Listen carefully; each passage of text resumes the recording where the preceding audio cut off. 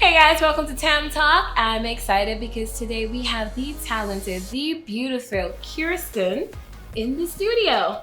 And I said it again, which I'm saying in the studio, but I'm in her house. So exactly. How are you doing today? I'm doing very well. Super excited to be here, especially with you. I'm so happy to be here with you. So I met this beautiful young lady at a panel called the DIY Project. Yes. And you did the decor, right? Yes, I did the decor for Shantini for her DIY project, which was just such a great opportunity. I had such a great time. So I obviously met you. I met a lot of talented, beautiful women. So it was a great thing. I'm excited. So what she is amazing at is home decor, interior decorating. And listen, I'm in her house and I'm in love. As soon as I walked through the door, I was like, can I have your house? I am, for those of you listening, I am not a great fan of Jersey, but she has won me over. That's it. You're coming my way. That's it. Everyone's coming to Jersey. So what got you started in interior decorating? Like, what made you decide, this is the field I want to be in, it's something I want to try? What got you involved? Yeah, absolutely. So it's twofold, I would definitely say. Throughout my professional career, I've been in visual merchandising. So I love to visually create any four walls. I've worked for a luxury handbag designer. So for me, that was just my aesthetic, my go-to, my passion. At the same time, though, I was also getting very frustrated because, you're putting in, 40 or 50 X amount of hours and you're not reaping anything else for your personal own growth. So for me, I just want to have my own financial freedom. So it took some time to realize, what is it that I enjoy? What is it that I like to do? What is it that I'm gaining out of it? And what I didn't realize, which I was actually doing on my own, was I was staging and decorating my own space. I was helping decorate my sister's space, but I found so much joy in that. And I was like, wait, I can actually just do this, and turn this into my own brand and business on my own. So I think that's what started it. And that's what, kind of kicked the ball. And I'm just super excited. And I'm already gotten so far. I can't believe it. So, that's what kind of brought me here to interior decorating. So, yeah. And she is good. I'm like, when I walked into the space, I was like, I didn't even know her yet. I was blown away by just the decor of the place of itself. And I'm in love with it. Yeah. And then when I met her, I was like, her personality matches her excellent work. Oh, thank you. What is your favorite space to decorate? Do you like the bedroom? Do you like offices? Do you like everything? What's your favorite place to decorate? I would definitely say a bedroom and a workspace. I think that bedrooms, obviously, it's just where I am most of the time. But at the same time, I think it's just where you get to collect your thoughts, where you go to when you come home from work, where you are if you're having a bad day, if you're sick, if you're not feeling well, if you're spending that, time or energy with a loved one. I just think that the bedroom is that all around perfect space where I love to be in. And for me, workspaces, especially a lot of us right now, a lot of us are in that entrepreneurial spirit. And we're all doing side hustles or businesses. So to have a workspace where you feel creative, I think is very important. Or even if you're working from home, versus being in an office from 9 to 5, I think you should be able to feel like you can accomplish anything within that space. So those two are definitely my favorite spaces to decorate. Right now I'm also going to start doing an entryway and also getting into living rooms as well, and just kind of pushing the needle with that. So I hope that answers the question. You did. And what do you find is the most difficult to decorate? Oh yeah, bathroom. Oh wow. Yeah, you wouldn't think, but I for the bathroom, I think there's so much that you can do with it that sometimes I feel very stuck.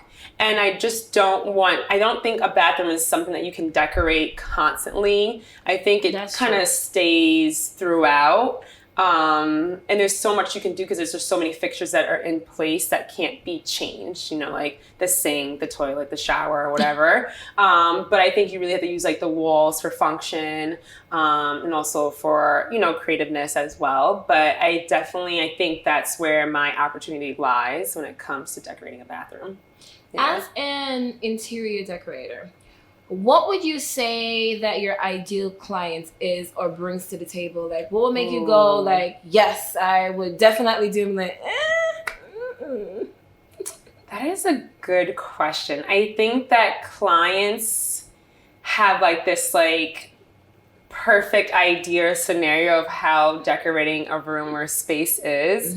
And really there's a lot of like nitty gritty behind it. I think the ideal client that I would love is someone that really knows what taste or style they like. And if they do, like, it's just, here, this is it, and I can just run with it. Or if they are unaware and I'm able to kind of hone in on what it is that they do enjoy and what style they do like or gravitate towards, they're still giving me the freedom to basically bring that dream and their hopes to life and just running with it versus like micromanaging. So I think that client is like an ideal client for me. And also having kind of more flexibility within a budget, because decor adds up really quickly. Obviously you still want to be budget friendly in whatever it is that you are purchasing. But for me, I think just having that flexibility, being able to, get that or splurge on that extra item or furniture piece is like very fun and exciting. So yeah. You heard that? She's budget friendly. Yes, I am. Because I'm budget friendly myself. So yeah, that's very important because it's really expensive. It really is. And some of us see expensive stuff and we want it, but we really can't afford it. Yeah. So, before we were talking, you were telling me that right now you're working on a project where you're trying to create more budget friendly stuff for people that want to have the glam but don't have the cash. Absolutely. But still want to be able to, have that fabulous, kind of high-end stuff. Can you share with us a little bit more about the project that you're working on? So, Yeah, absolutely. So I think that there's a big difference between, someone who's shopping at CB2 or West Elm, more of that like high top tier brand versus someone that's going to IKEA and TJ Maxx stores, Home Goods of that matter. So for me, that is where I shop. I live at those stores and those brands and Hobby Lobby and thrift stores. So I think that being able to leverage that and just show clients and customers and that you can too make your room and space aesthetically pleasing, but all within a budget as well. So it actually comes down to even things that you may already own and just knowing how to like rework it and like fine tune it. I think that in itself speaks volumes. So I'm definitely sharing like a lot of hacks and like ways. A blog post soon to be coming on my website, just so you guys can actually do these things on your own and you really don't have to like hire an interior decorator or designer to actually do it for you. It's actually doable yourself. I love that.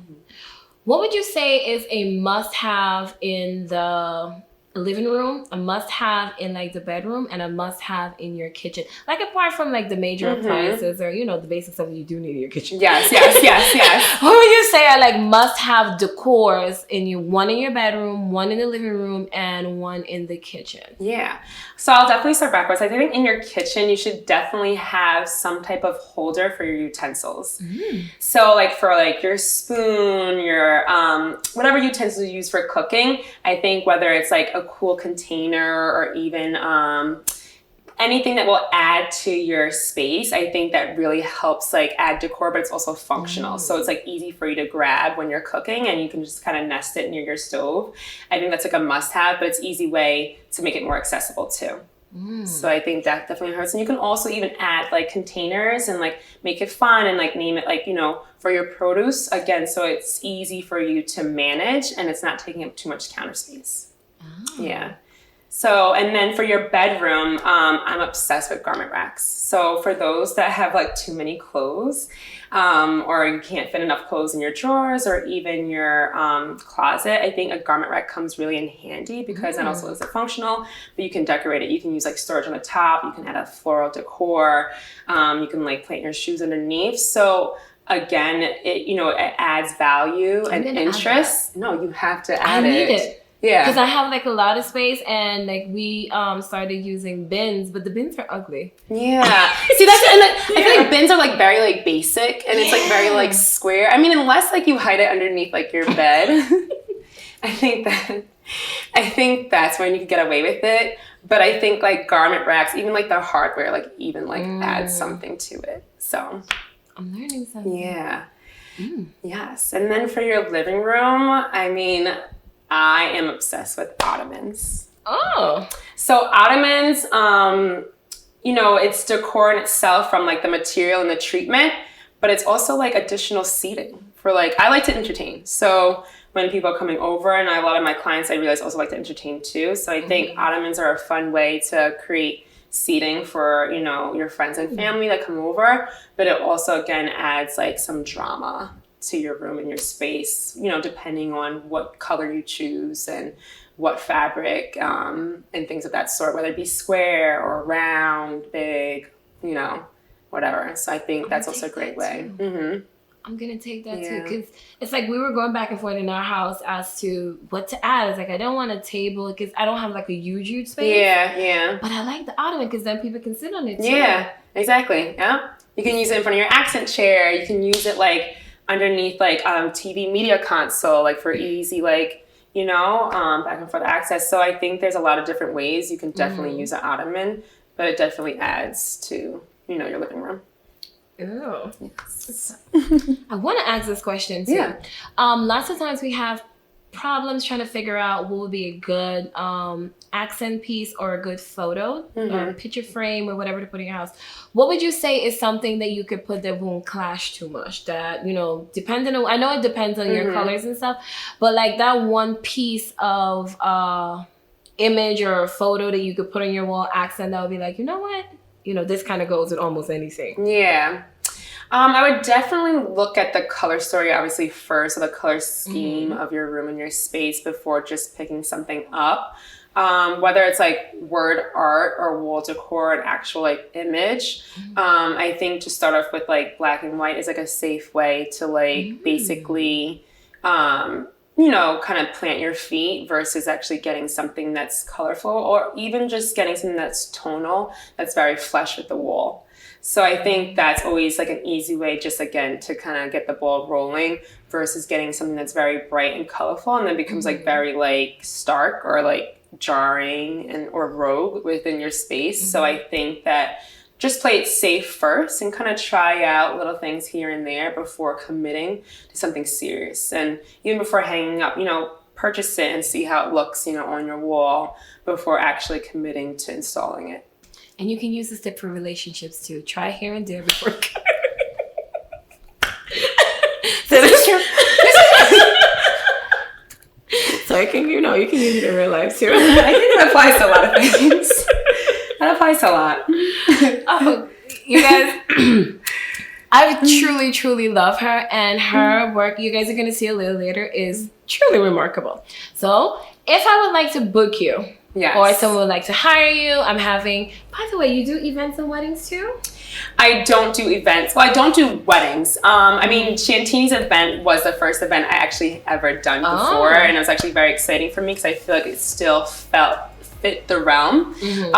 Truly, I'm just focused on interiors of like a home or apartment. However, I'm actually looking to segue into like event spaces too. So little steps.